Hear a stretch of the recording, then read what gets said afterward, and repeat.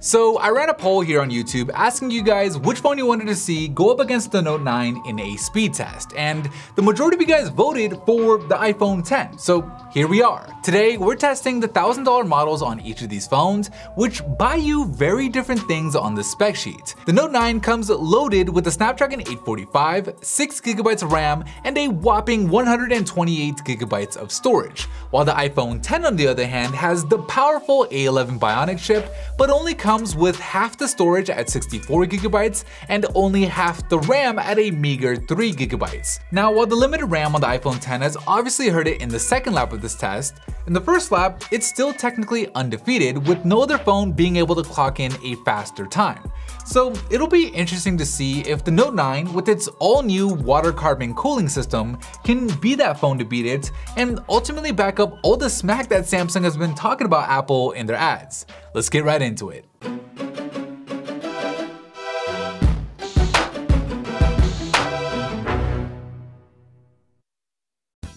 Alright, we'll kick things off by starting the stopwatches on each phone and then jump right into the first app in Facebook, where the Note 9 is able to get the step over the iPhone X, only to have the iPhone pass it up 2 seconds later in Starbucks. Here in Microsoft Word, both phones are loading the same massive 500-page Word documents, with the iPhone being able to do it faster, adding on to its early lead as it starts working on Excel, where once again the iPhone is able to finish loading the app at a faster rate, allowing it to pull a full app ahead very early on in this speed test, with it editing the selfie that it just took by adding a filter and exporting the image out to storage. Let's see if the Note 9 can make up some ground here performing the same exact task, but no, it looks like it went through Snapseed at a slightly slower rate as well, allowing the iPhone to pull even further ahead as both phones start working on Lapsid. So just under halfway through this speed test, the iPhone has actually built itself a nice little cushion, and with it just blazing through Google Trends and moving on to the gaming row, it only looks to improve on its lead, with the Note 9 not doing itself any favors by stuttering in the browser. But of course, there's still plenty of time for the Note to make a comeback, and given how much Samsung has been hyping up the Note 9's gaming capabilities,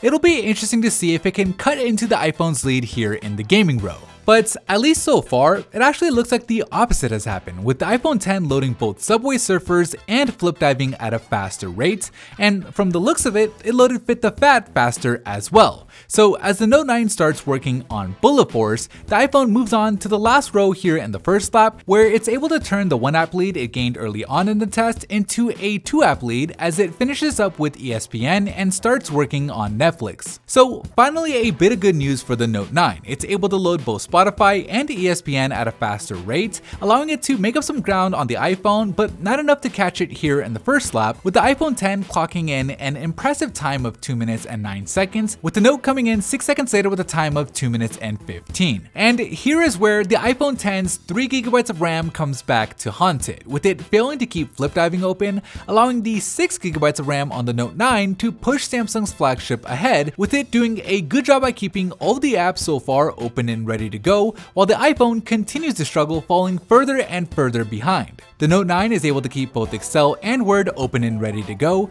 but it surprisingly fails to keep Starbucks open. But lucky for it, the iPhone fails to keep Excel running, so despite stumbling late here in the second lap, the Note 9 is able to finish first with a total time of 3 minutes and 2 seconds, with us fast forwarding the iPhone to the finish line, where after struggling to keep all the other apps open, it completes the test with a total time of 3 minutes and 29 seconds, making the winner the Galaxy Note 9. Here are the individual app load up times from the first lap, where the iPhone was able to load most of the apps at a faster rate, except for the last 4 at the end, where the Note 9 may have had an advantage thanks to its water carbon cooling system sustaining peak performance. But either way, that is it for me in this video. Thank you guys for watching, and as always, I'll see you in the very next episode.